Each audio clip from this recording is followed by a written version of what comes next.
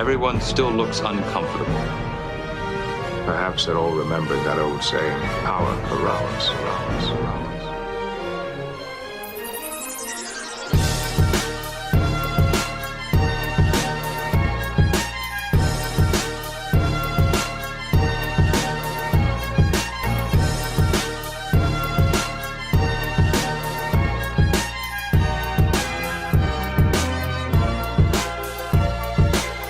Hello, and welcome to Second Officer Slog. I'm your host, Em. With me is regular co-host Jackson. Hello, Star Trek. We're here. Thank you, Star Trek. What have you watched Star Trek-wise since I last spoke to you about Star Trek? Nothing, right? You're fucking useless. This isn't entirely true. I mean, it's actually more true than you realize, but whatever. We'll ignore it. What do you mean? Oh, just because I was too tired, wanted to see what one of those Enterprise books that we mentioned on when we were reading through Voyages of Imagination. So there's a book called Voyages of Imagination, which basically goes through all the books up to 2006. Every Star Trek book ever published has a little blurb about it, and all the Enterprise ones were like, "Oh, this was like these people wrote it because they were so mad about how boring the show was." So I read the first one of those. Oh, the first Enterprise book? Yeah, the first Enterprise book. All the way through? Yeah, it's something about I did not realize I was gonna read it all, and then it was. Was it the Broken Bow one? No, it was not the novelization. It was by the book. I finished the first Pocket Books TOS book written in like 1981 or something. You did? Yeah, it was actually really good. Unfortunately, that author, I don't remember her name. She's written like dozens of books and was not she declined to be interviewed for Voyages of Imagination. So every one of her books just says not interviewed, and it's a real shame. That's a tragedy. It is clear she has the hots for Sulu, and yes. The book is good. Good. No, some of the like little tidbits you get in that book are really good. Yep. So mad about Enterprise. They're so mad. It's good. We might have to talk about that off the thing. Yes. This episode's not about books. This episode is about television. Have you watched Star Trek, the television show? Yes, I have watched one episode of Star Trek, the one that was airing yesterday. Okay. Yeah, right. Yeah, of course. Sorry. You're the one who is at home. All I do is watch Star Trek now. I was watching a fan film that takes place after Enterprise during the Romulan Earth War, but it involves the Iconians. It was bad. But like specifically an Enterprise, a post-Enterprise one, not like it was in that era. Like it had the Future Man. Yes, it had the Future Man. It was the captain of the NX-04, the Discovery. Pretty good. That's pretty good. Yes. And everything was just like here's a still from the show with a lot of Photoshop effects blue screened behind these actors. That sounds like every single one of those. Yeah. Fan films would be much more fun if it wasn't for the burden of production. Yeah, no, there's a scene where they return to Earth and then everyone's just having like their wind down get together while they're drinking wine in this guy's living room. Like it's clearly just like the house of someone who works on the production. And that part's amazing. Yeah. I don't know why.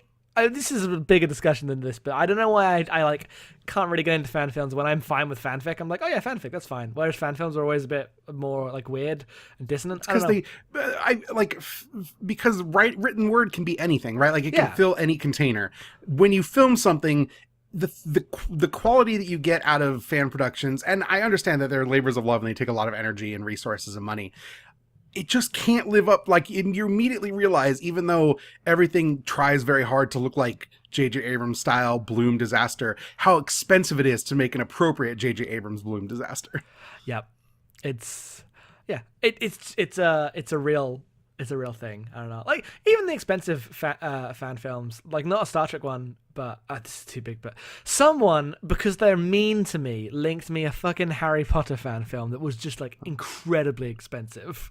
What about Batman Dead End? Have you seen that one? Is that the one where the alien shows up? Yes. Okay. I think it's the Predator, but yes. The Predator, right. I remember it was like, that's just like a fight in an alley that ends with... But they have like this like bodybuilder as Batman, and he's in like an actual fabric Batman suit, and it looks amazing. Oh, that's pretty... I remember this, but I don't like have any kind of visual. I haven't thought about that since 7 years. The whole idea was we are going to spend the money to make a short film, because I don't think it's like 8 minutes long, of like an actual suit that reflects what Batman looks like in the comics. And then they did that and it looks amazing. And then their next plan was, let's have him fight the Predator. Oh, fucking nerds. Yeah, no. Anyway, in conclusion, that Joseph Kahn Power Rangers short film was pretty good. Yeah, but only because, like, the thing is, everyone saw that, like, oh, they need to let him make a Power Rangers. And no, that was the whole point, was that fan films and remakes of this stuff are bad. Right. We're here to talk about Discovery. We are, I guess, here to talk about Discovery. This is episode 11. It aired the 14th of January, 2018. That was yesterday as of recording. It was written by Lisa Randolph. It was directed by T.J. Scott. It continues the Mirror Universe arc that we are in. Memory Alpha helpfully describes this as Mirror Universe episode 5 of 11 and USS Defiant episode 5 of 5. Everything about Star Trek is dumb. The best part about that is that, like, because of how those works, those both operate on different timelines. Yes. Like, Mirror Mirror is going to come after this, but Tholian Web in the other arc comes before this. Yes. Oh, Memory Alpha. Mm-hmm. That's beautiful. That's just beautiful. Yeah. Jackson, tell me what happens in The Wolf Inside. The Wolf Inside. Oh, God, right. You gave me the running down the summary duties, and I'm like, okay, do I remember what happens? On the ISS, like, camouflage Discovery in the Mirror Universe, we begin, and, like, there's just a shot of someone trying to fix just a power relay in a corridor, and it's all creepy and weird, and you're like, is this that bit in First Contact? And no, it just you then see Stamets just having. Oh, did you watch the preview for this episode? Now that you've seen the episode, no, I always. So the shot of her walking down the corridor in like silhouette was in that preview, but the shot is in such a way where to me it was like, oh, this is a shot of Emperor Georgiou with like big hair, because she has like a welding mask up, and it was not that, but also it was like the obvious tip off of the thing that was going to happen in this episode. That guess what happens at the end of this episode? It's just a scene. It's just like, I was like, oh, is this going to be something like weird on the Discovery? Is they're doing another plot that I didn't expect? Like, no, it's just a moment. I'm not entirely sure why the Discovery is like having such energy flickers and stuff like that. Like, it didn't have that stuff at the end of last episode. I just think it was broken, like things break. Okay. That's convenient just to have a spooky cold open. Yeah, clearly. Because it's like Stamets is in the medical bay, like hugging Culber's body, and it's like a really affecting shot. And you're like, well, what's going on here? But nothing. This was the mood they chose. Yep. Anyway, over on the Shenzhou, Michael Burnham is like impersonating Captain Georgiou. Not Captain Georgiou. What? Captain Burnham. Well, Georgiou was the captain of the Mirror Universe. Makes things very confusing. Jackson, you need to speed this up a little bit. All right. Anyway, Burnham's having like issues about how she has been in the Mirror Universe. It's like, oh, I've been here for 2 days. What if I lose myself? And then Tyler's like, you're not going to lose yourself. To be fair, she stabbed a man like 2 hours into this universe. That's true. I guess these are 2 heavy days. She watched a bunch of people get beamed out into space to freeze to death. She orders them to be beamed out to space to freeze to death. And it's like, the scariest part is that this is getting easier. This is just what I do now. Nope. Tyler's like, we're going to be each other's tether. You are my tether. You remind me of who I am. So nothing could possibly go wrong. She gets orders to, we'll just do the Shenzhou plot first. Well, you forgot to mention a new character arrives on the scene on the Shenzhou this episode. Did I? Yes. Right. Fuck. Right. Yes. Mira Saru is here, and he's just Burnham's slave. Yes, he's just a slave. He doesn't have a name. He doesn't have a name. She's like, I'm going to call you Saru because I can't not call you Saru because I have to hold on to something. And then there's like long scenes of him washing her. Yep. Anyway, orders come in for the Mirror Shenzu that they are to destroy the rebels who are on a planet that I forget the name of, and because Memory Alpha hasn't been filled Dantooine. out, yeah, no, it's far too remote to make an effective demonstration. Fuck you. Jackson, they're on Dantooine. I know. Anyway, so they have to go. I'm just going to call it Dantooine. That's going to really piss you off. So they go to Dantooine. It's called Harlak. What? Harlak, Harlak. Okay. If you scroll down, it says references, and that's where they put the stuff before they fill out the actual summary. Oh, references, cool. Because I was going down and I was like, oh man, yeah, I did have a long teaser. Right about that. Yeah. So they go to the planet with the rebels on Harlak, and they've been ordered by the Emperor just to take him out from orbit. And Burnham's like, I will not do this. I am a Starfleet officer. I know I have to keep my cover, and this would happen if I wasn't here, and so technically it's not my fault, but if I'm going to save lives, I can. So she decides to instead do a deep cover operation where she beams down with Tyler to go and meet the head of the Resistance and be like, I am coming in peace, I'm giving you time to escape, and then I will bomb you, and everything will be fine. And we're going to establish a bit of a dialogue. She goes to do that to also find out why the Resistance is able to operate, because in this, with the Terran Empire as the dominant force in the galaxy, the Resistance are the closest thing to a federation of an alliance. Also, they're being led by a Klingon. Yes, I was building to that. Yes. But yes, they're being led by a Klingon, and nobody could even the begin Flame Wolf. The Flame Bringer, isn't it? The Flame Wolf? No, it's the Torchbearer in the Prime Universe. They called him the Flame Wolf in this universe. I thought it was the Flame something else, but it might be. It's something Wolf. It is specifically Wolf. I think it's Flame Wolf. It might have been Red Wolf, something like that. But I'm pretty sure it's Flame. It was definitely Flame or Fire. Fire Wolf. So maybe Fire Wolf. I don't. Yeah. There we go. I remember the Wolf part. You remember Fire part. So there we go. Fire Wolf. Okay, together with our powers combined. Anyway, no one could begin to guess who this was. Of course, it's Vok. And then, as this negotiation is going on, a lot of things happen. One, Sarek's there. He's got a beard. He's got a goatee. Sarek reads Burnham's mind to prove that that she comes in peace, which is this moment of him going discovering the truths of these two universes. But instead of explaining anything, he's like, she comes in peace. It's fine. Don't worry about it. Just trust me. Yeah. As he mind melds with her. And this negotiation is going on, and she's asking Vok, "How are you able to lead this alliance? How have you, Klingon, who cares about honor so much? Because in our universe, you're so fucking on your bullshit that you can't chill out for 5 seconds. How are you able to do this?" And he starts explaining, but you don't really hear much because the camera and the entire focus of the scene pans left as Ash Tyler is fucking freaking out.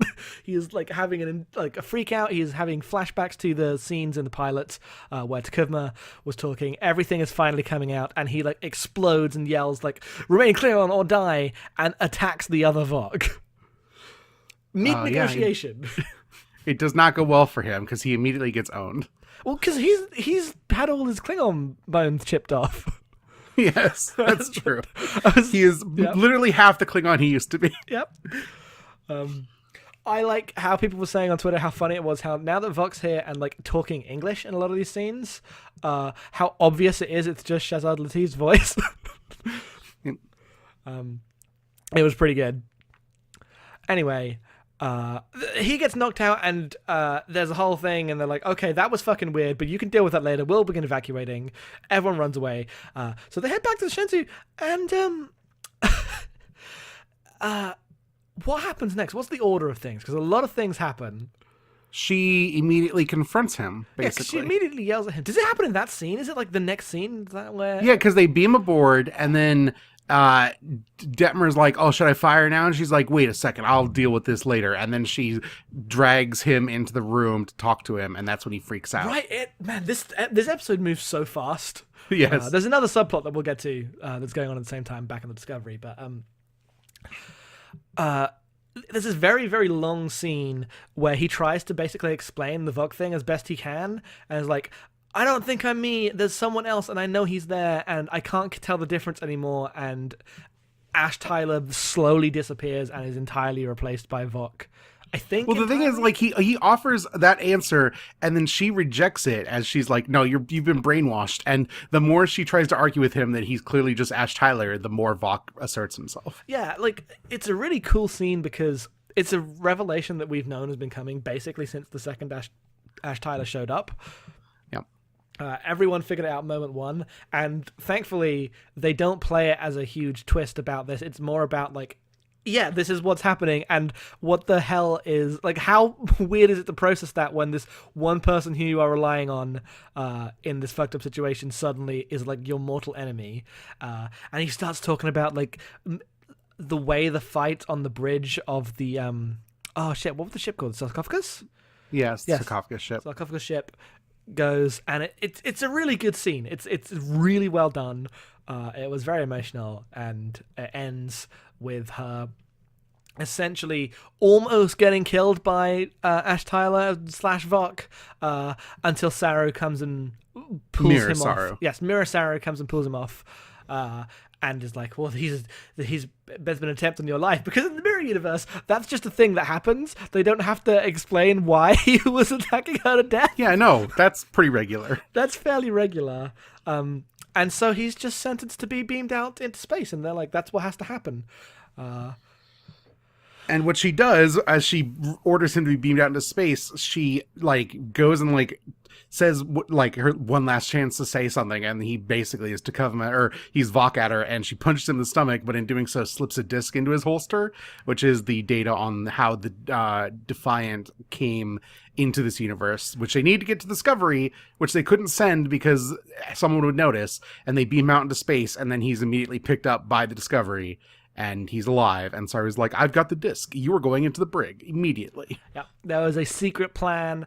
A lot of people on the internet were asking, how did this happen? The Discovery was miles away. It was like systems away. How could they, like, suddenly beam him out without being noticed? Well, you see, it's a television show? Yeah.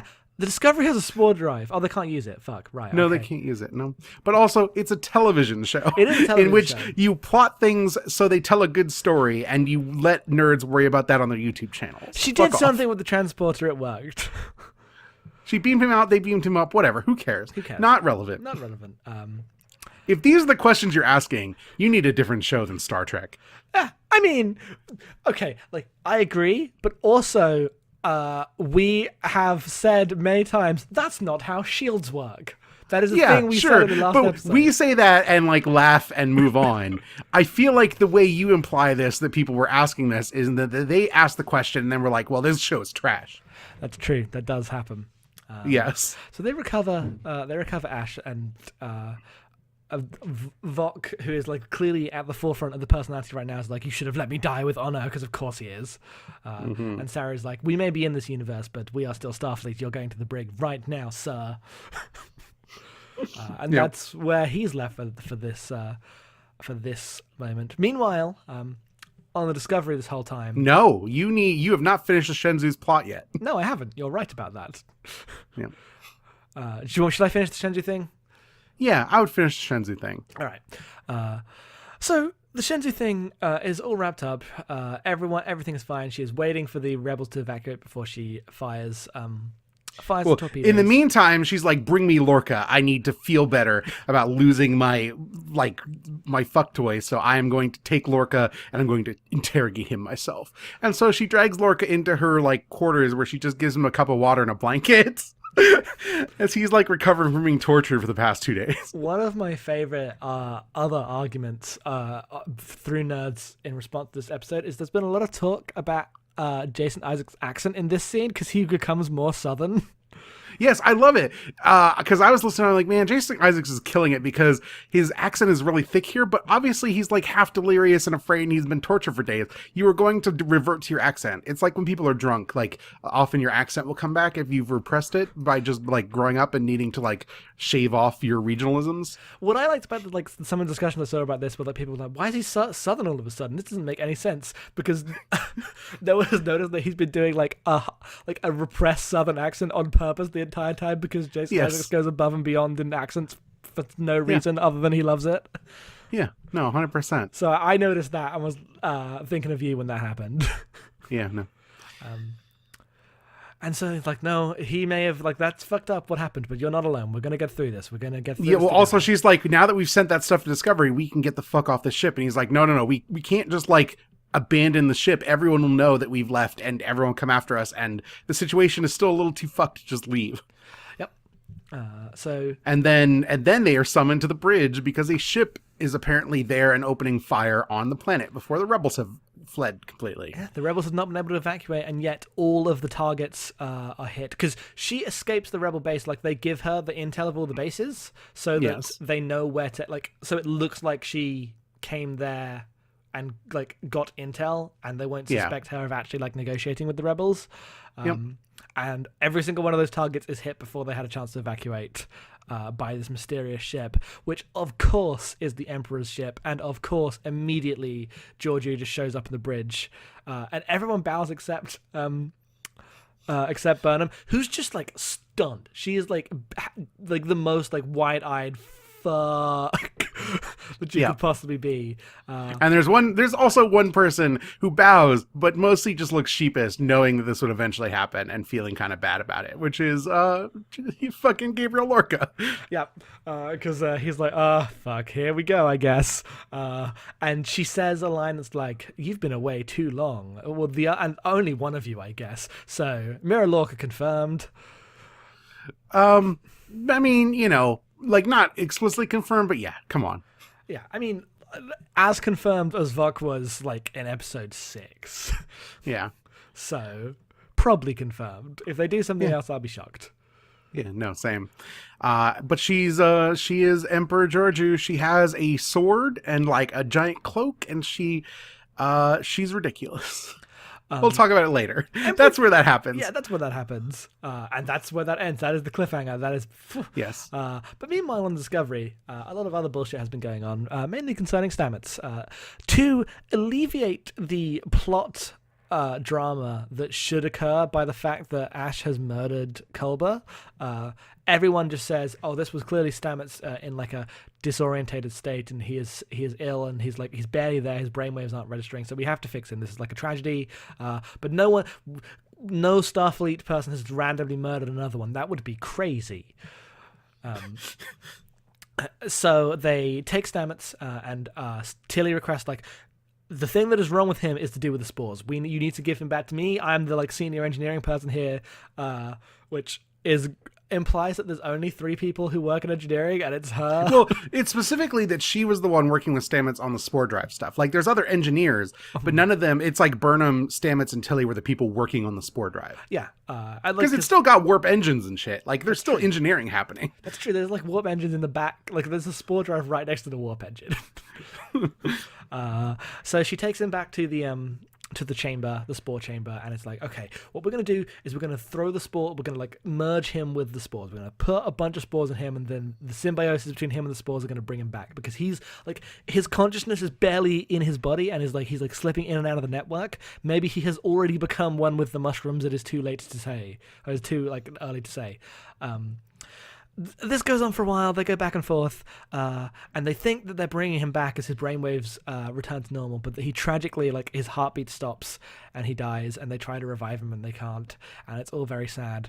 But then suddenly later on he starts moving again, and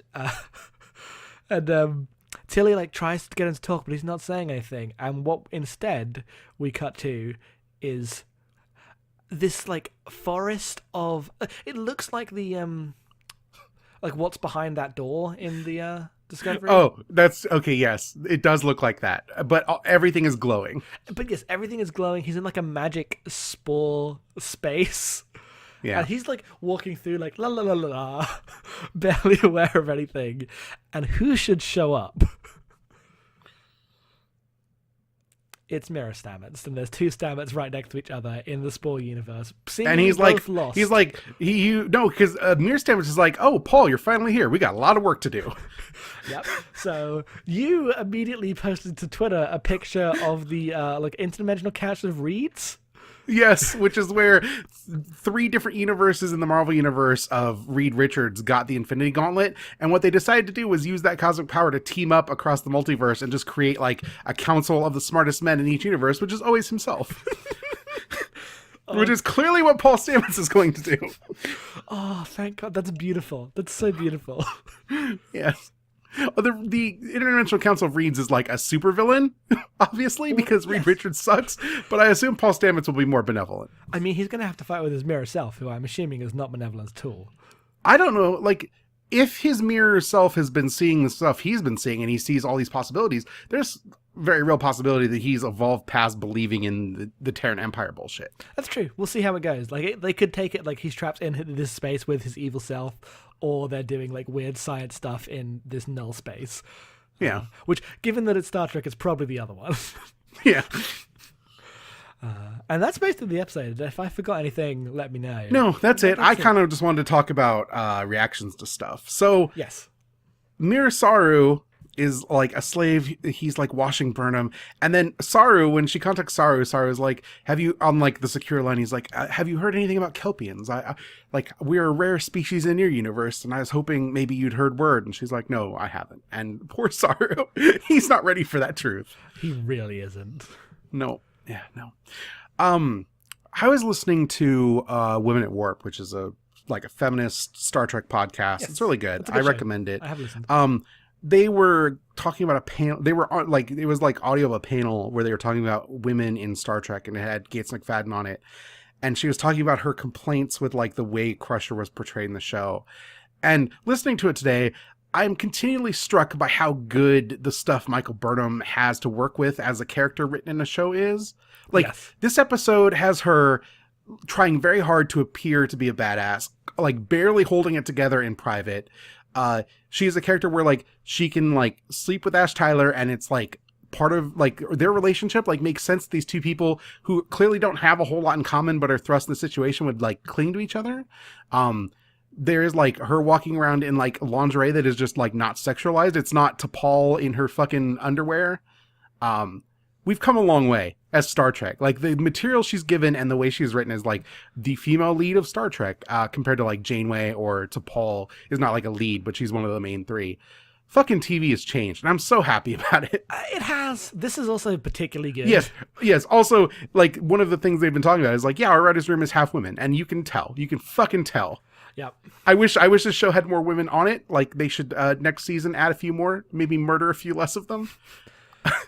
I'm sad that Lieutenant Detmer has had more to do in the Mirror Universe than her normal Prime Universe counterpart has ever had to do. Right, she gets like a little bit of a moment here. Yeah, she gets a couple things because she's basically like the like highest ranking ISS officer on this ship. Mm-hmm. But that said, like Tilly and Burnham's relationship is fantastic, and we talked a lot in other episodes about the difference between TNG's relationships between women and DS9's, and this is like even further than that. Just instantly, like, oh, here are these two women who are friends, and like it's a dynamic friendship that has like its own. Like everyone has their own perspective, everyone has their own character, and they're just like people.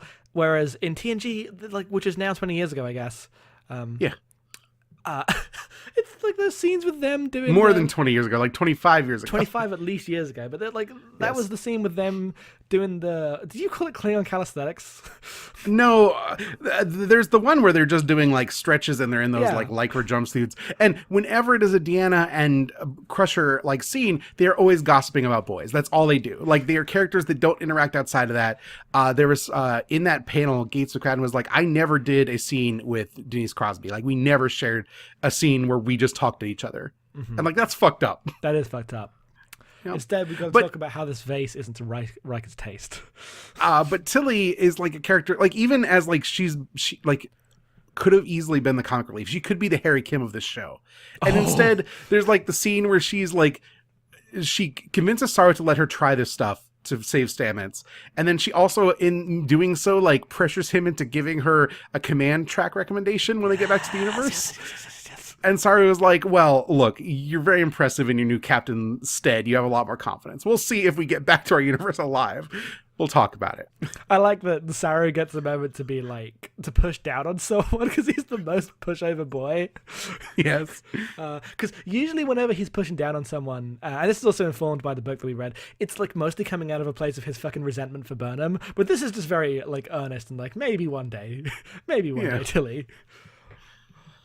Yeah, Tilly just being on the ship, but like with this newfound understanding that like, no, when push comes to shove, she can actually show up and be impressive is very good. Yeah. I'm glad that she's not moping about her captain angst. Yeah, because you were talking to me about like notes given to Jerry Taylor running Voyager and what she had to make Janeway into, which is basically be the perfect woman for every audience at all times, which is impossible. You can't actually do that and write a character. You just have like a nothing. You become nothing. But there was so much pressure on the first woman to head a Star Trek show to be the captain of a starship. She had to like, she needed to be a character that wasn't like pictured as like a nag or like promiscuous in the way that Kirk was allowed to be, because otherwise men would hate her, and they need make her relatable to women, but not too feminist. Otherwise, a bunch of hate will come at them. Like, it's just impossible to balance. And Janeway's not like a perfect character at all. Like, she ends up with almost zero interiority because of it. Because they tightrope walk across like a bunch of different things that don't actually gel into a real human being over the course of that show. Mm-hmm.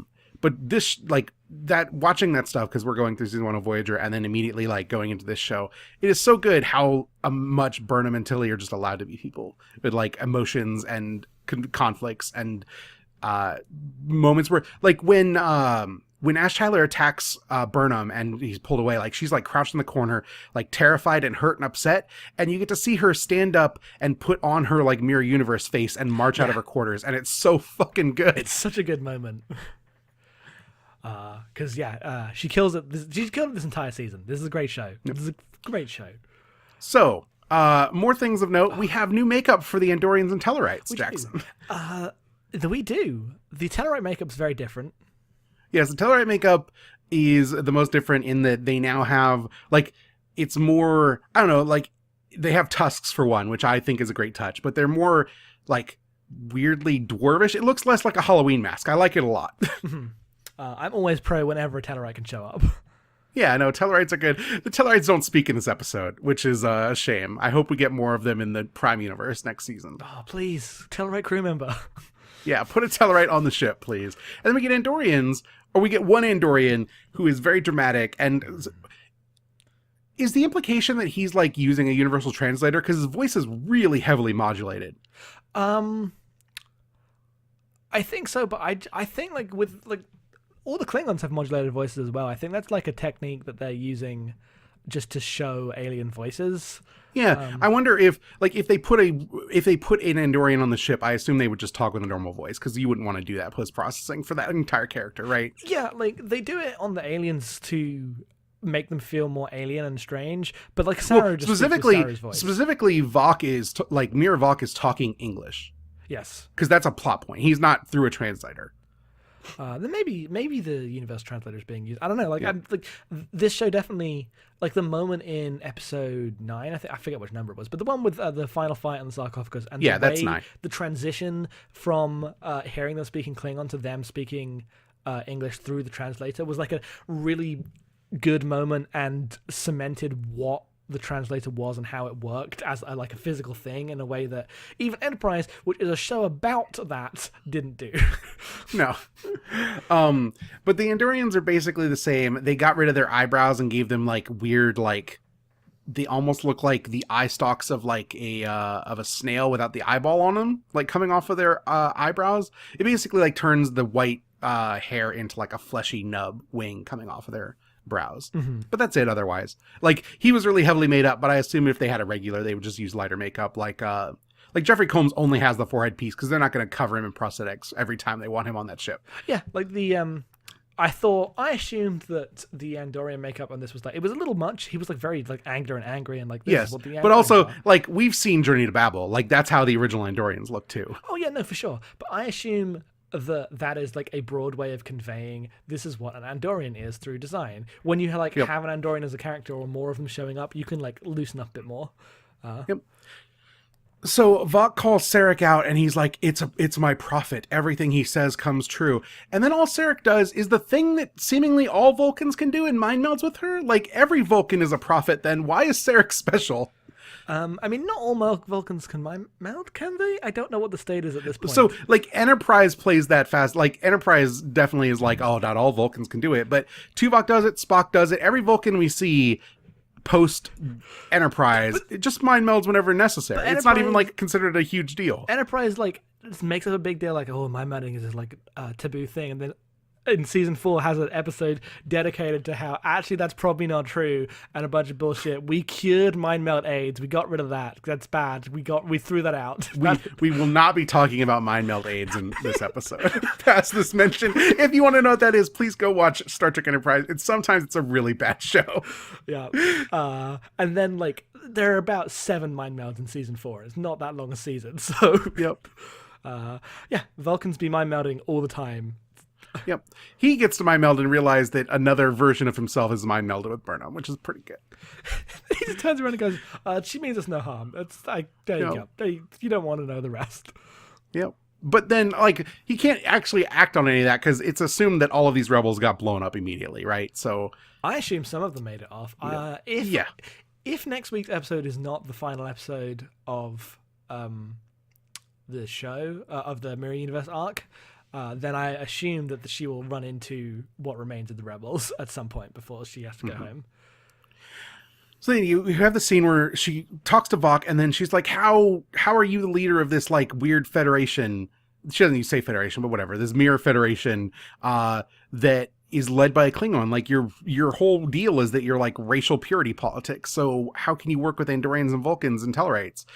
And his answer is that the existential threat of the Terrans is such that it was able to unite the Klingon houses, and in doing so, they got over their bullshit enough to let other people in, to like their loose alliance of rebels or whatever.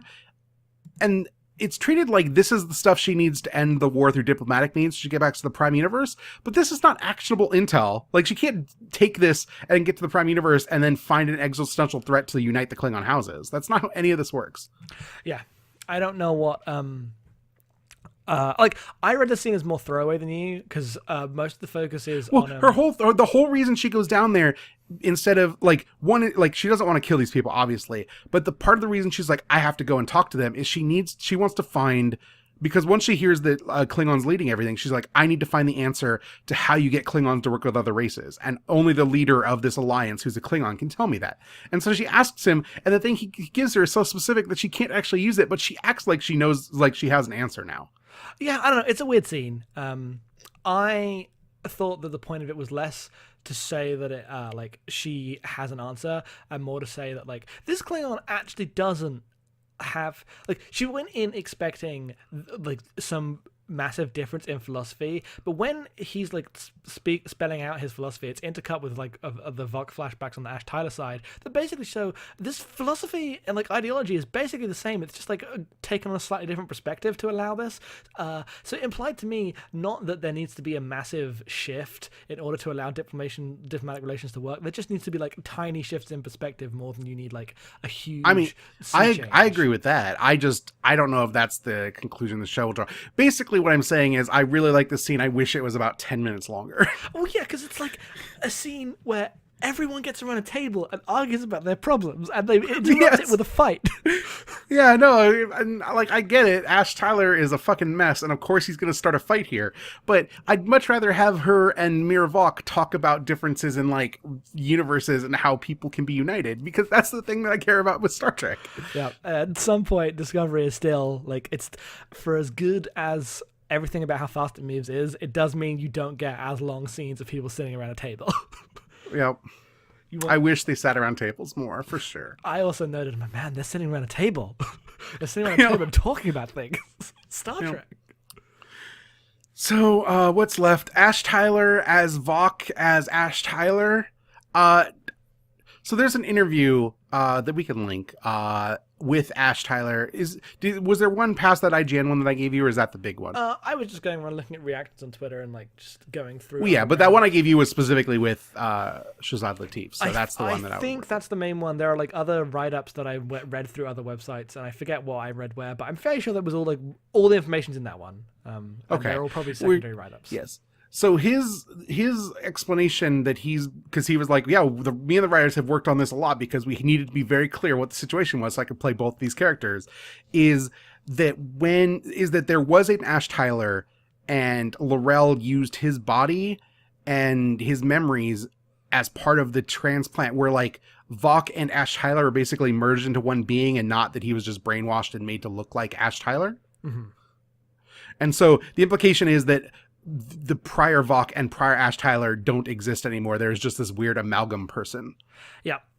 Which doesn't make sense scientifically, but thank God, because I think they're like this place where they both have to exist together, and they like kind of are two personalities in one body. But I assume, and the way like the scenes with Burnham go imply that as they are more and more aware of each other, they will just become a person with both experiences and consciousnesses, and that's just who they are.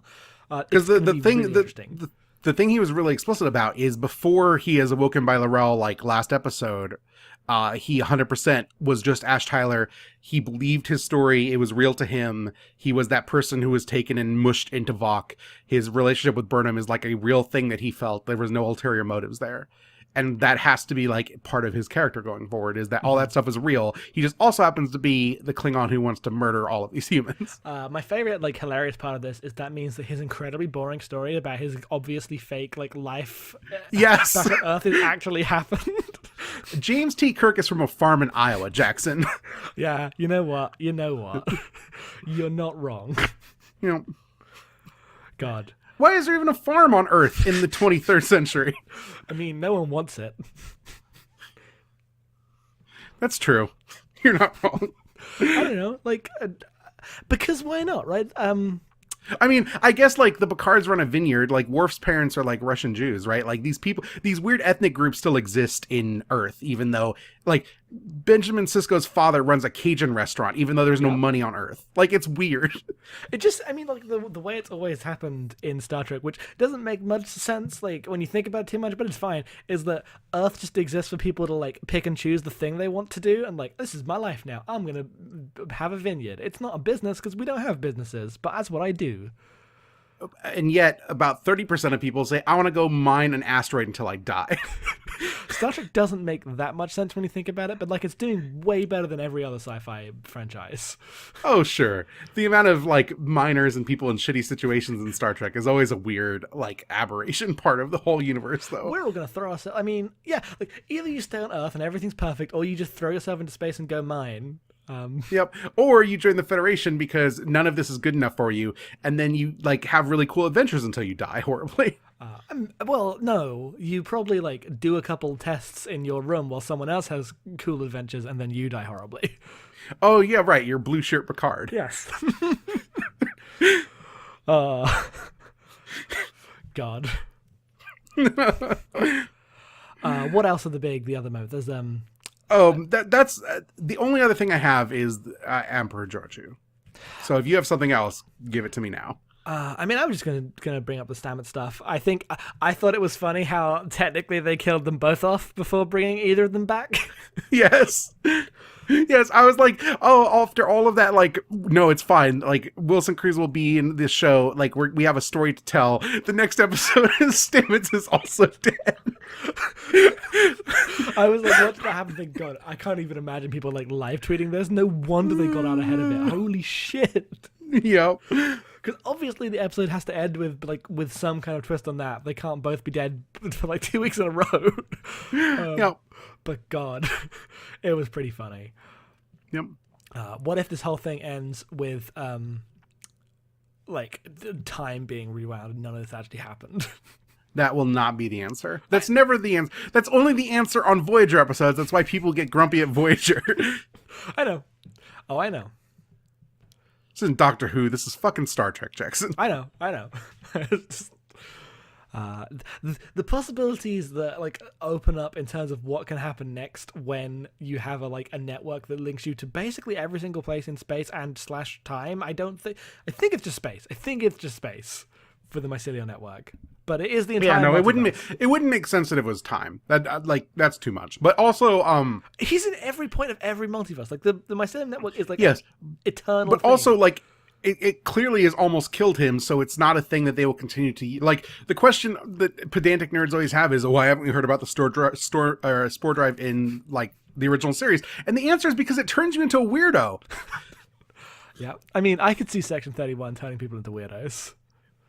I don't know. I think the end result has to be that Stamets becomes unable to use it or ascends to the mycelial plane, and it's considered such a like a negative effect that no one will ever use this again. I mean, that's my assumption as well. The bet, the like interesting bet is like, does that happen by this? Like in series 2, is this just a warp ship? Like that. I mean, I kind of want that, but who knows, right? Like given the playground that Discovery existed in the era it's in. Season 2 could be anything at this point. We don't know. They're not even in the Prime universe right now. I mean, this is all operating under the assumption that most of these arcs all wrap up like very well in this, because I assume this season was made without any knowledge whether they were going to get renewed. Like all written and produced with that assumption. So they come back and they find out the ISS Discovery has actually ended the war by just spore jumping into Konos and like nuking it from orbit. Yeah, that's a thing they do. Yeah. They could do that. They could do that right now. You know, they could be doing it as we speak in terms of the timeline of the show. Well, yeah, possibilities endless. There are only 4 episodes left. You know, so Emperor Georgiou. Emperor Georgiou shows up, the obvious choice of who is going to be the Emperor. Do you see the thing online where a bunch of people were like, "Oh, Kirk should be the Emperor"? None of that makes any sense to just get William Shatner as the Emperor of this space. He's like in his 20s right now. Also, he's canonically not the Emperor. Yeah, no, he's canonically the captain of the ISS Enterprise. Like that's what Mirror Mirror is about. God damn it. You know. Nerds. And of course, William Shatner, or the team that runs William Shatner's Twitter account, was really down for this. Oh, fucking of course they were. You know. I don't know if I've said it on air, but my headcanon of William Shatner's Twitter is Shatner has demanded whoever runs a social media account to like seek out the worst audience as possible, which is why he's always tweeting like fucking Love Life shit out of like a petty jealousy for the reach of George Takei. George Takei. Oh my god! Like, this is canon now. This is as canon as anything else we talk about in this show. It is the only reason I can think of that makes sense for why his Twitter account is so insanely stupid. He's like, no, people like these tweets.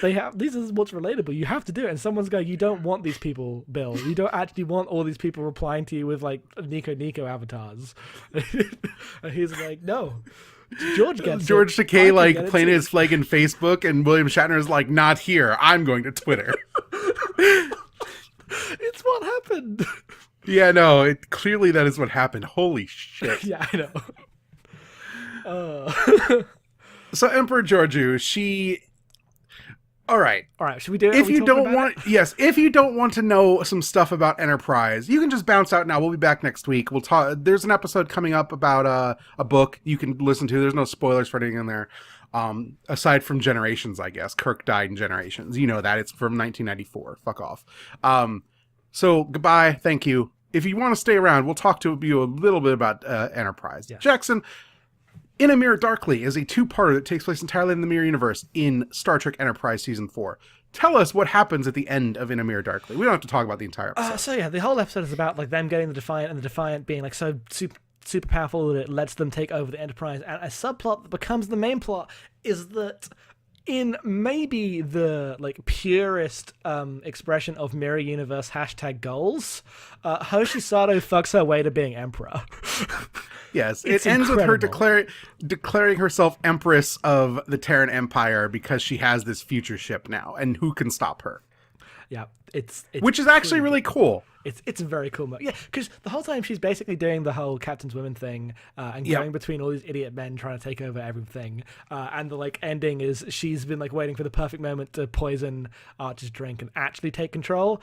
And it's great. And that's the most bullshit ending. It's amazing. It's like, and now that they have to deal with that being canon. So anyway. Philippa Georgiou as the Emperor, she wears a cool cloak. She looks kind of like a samurai. She carries a sword. And she's all decked in gold and blue. She looks badass. Yes. There are 2 in the entirety of the main cast of all of Star Trek, 2 Asian women, and both of them have become Emperor of the Mirror Universe. Yeah, they sure have.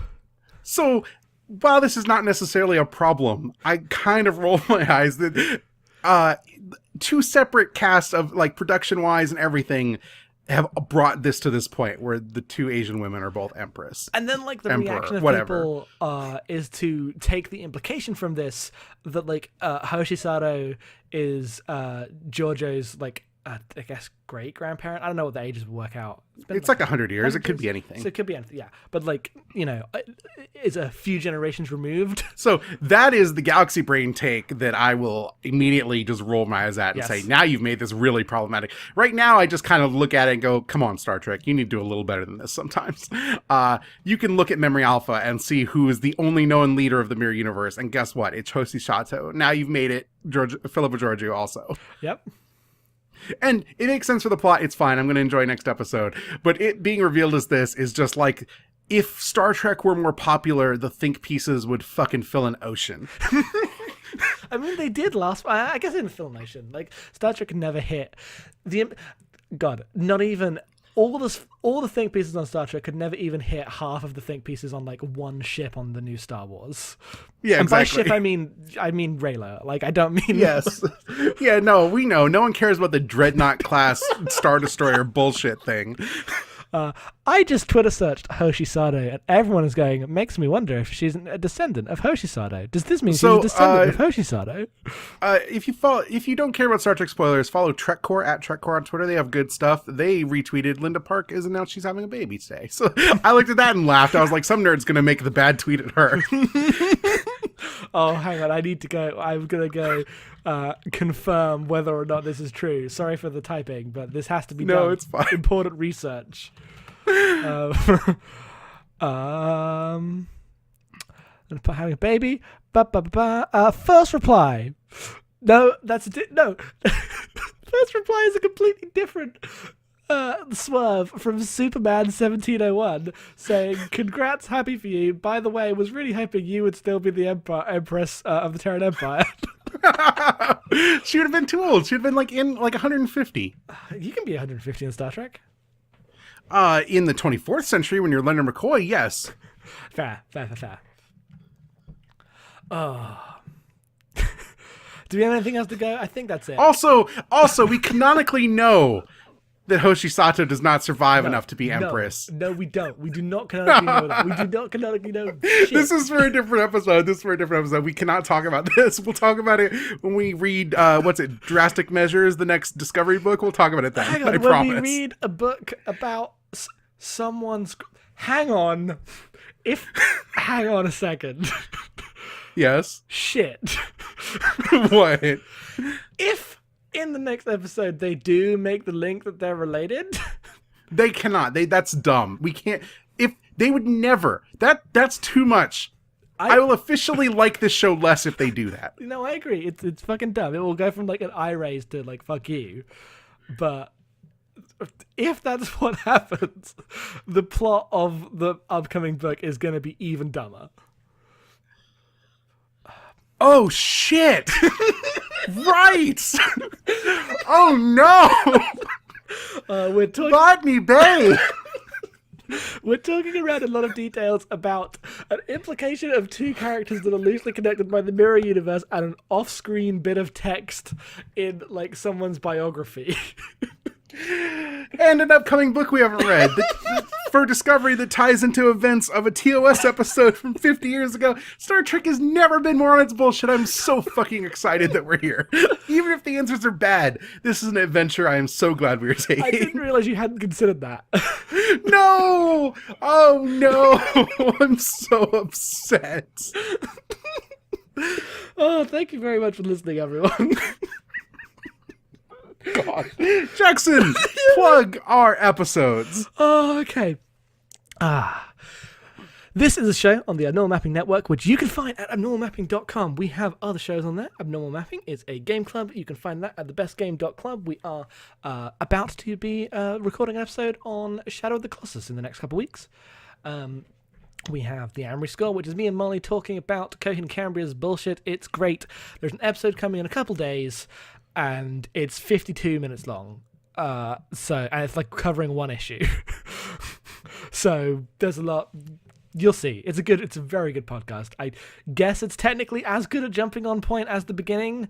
like the second best after the beginning, but you're still No, people should go back. People should go back and listen from the beginning. Go on this ride. I guarantee you are not prepared for the wonders and horrors that will be visited upon you by Jackson and Molly every time you listen to an episode of this fucking terrible band. And it's terrible music and it's terrible lore. Everything about it sucks and it's arresting. I cannot recommend it enough. That is at ineedmayo.com. We have Novel Not New, which is just on Abnormal Mapping, which is a visual novel game club with you, Jen and Colin.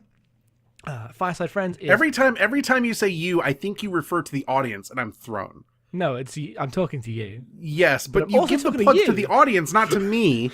I know where our podcasts are found. I registered most of these domains. Oh shit, I still had to transfer those domains to you. Yeah, it's fine. Whatever. Anyway. We have till summer. We have Fireside Friends, which is Ryan, Alan, and Katie's podcast. You can find that at firesidefriends.net. And that's it. What else do we have? You can find Jackson at EM_being on... No, that's me. I'm at EM_being. You can find Jackson at Head Falls Off. But in reality, you should follow us both because we basically... The amount that you find us tweeting about the same thing because we both were talking in Slack and then both decided to make a bad tweet about something, you need to follow us both. That's just the rule. The full experience, yes. If you have a question or comment, you can send that at podcast@abnormalmapping.com. We love email. We are a Patreon supported show. You can go to patreon.com/abnormalmapping and support us at a variety of tiers. At $5 you can get writing from me and Jackson every week. I might write about Star Trek this week. I have a letter coming up and I kind of want to talk about Star Trek. It's all I've really been thinking about, given that my life is bad and Star Trek makes me happy. It's the one thing that's guaranteed to make me happy that doesn't cost me any money. At $1, you get a Patreon-exclusive podcast, The Great Gundam Project, which should be returning next week, I think. In it, me and Jackson watch two episodes of Gundam every week and talk about them, and it's great. We're almost at the end of the first Gundam series. We'll be starting Zeta Gundam soon. Please enjoy that. I think that's everything. That is everything. We will be back next week for Discovery, episode 12. It is titled Vaulting Ambition. Well, there we go. And there will also be somewhere between now and then an episode about a book. Yes, Ashes of Eden. We've recorded it, and we said it was episode 22, so we have to put it out. Episode 21. Oh, fuck's sake. Vaulting Ambition is episode 22. We've been recording too long. That's it. We're done. Everybody, please enjoy. Watch some Star Trek. Catch up on the shows you haven't seen yet. Maybe check out the animated series if you've seen everything. I bet you haven't watched that. It's pretty good. We will be back next time. Until then, see you out there.